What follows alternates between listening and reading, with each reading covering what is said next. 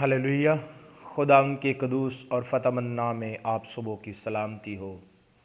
मैं आज खुदा उनका खादम पास्टर सफारिश रहमत आज एक नए एपिसोड के साथ आपके साथ हाज़िर होता हूँ।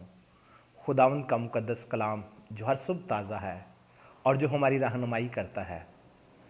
आए उसमें हम एक आयत देखते हैं कलाम खुदा में। दूसरा तिमोथियस उसका दूसरा बाप और उसकी 30 आयत में लिखा है, मसीह यीशु के अच्छे सिपाही की तरह मेरे साथ दुख उठा। मुक़द्दस पौल अपने फर्जंद तिमोथियस को कहता है, मसीह यीशु के अच्छे सिपाही की तरह मेरे साथ दुख उठा। अमान से जीना एक तर्ज ज़िंदगी, मुश्किल हालात और मुश्किलात में ज़िंदगी यकीनी बनाना ये एक अच्छे सिपाही की खूबी है।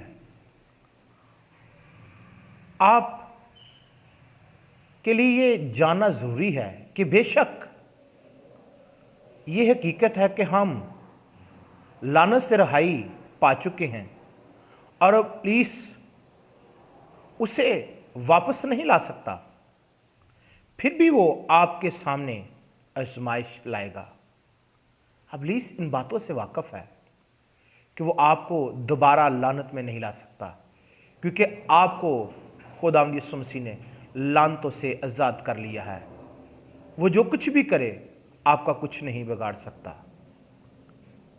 जब हालात मुश्किल हो जाएं तो हैरान ना हो। क्यों?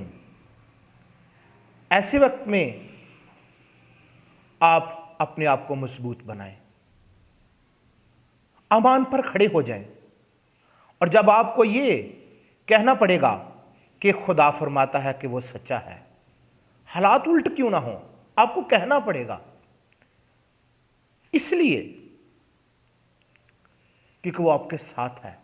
हालात बरक्स हों आपके, लेकिन आपके अल्फाज उसके कलाम के मुताबिक हों, क्योंकि वो जो अच्छा सिपाही है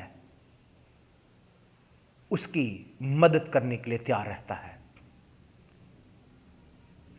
जब आपको खुदा के वादे पूरे होते नजर आते हैं, ऐसे वक्त में आपने एक अच्छे सिपाही की तरह मुश्किल हालात का मुकाबला करना है।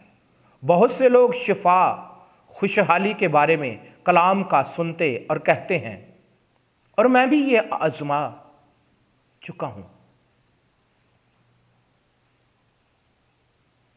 और मैं आपको बताना चाहता हूं, जब मुश्किल वक्त आते हैं तो घबराना नहीं, हौसला रखना है। जिस तरह खुदा मुकद्दस यशवा से कहता है, हौसला रख, बेदिल ना हो, हिम्मत ना हार। जैसे मैं मूसा के साथ था वैसे ही तेरे साथ हूं। अजीजों, खुदा हमारे साथ है। अच्छा सिपाही जब फतह पाता है तो खुदा के हुजूर मेरे अजीजों अब्दी शादमानी उसको मिलती है। मैं आपको आगाह करना चाहता हूं, अमान की जिंदगी की ऐसी बात नहीं कि जिसे आजमाएंगे।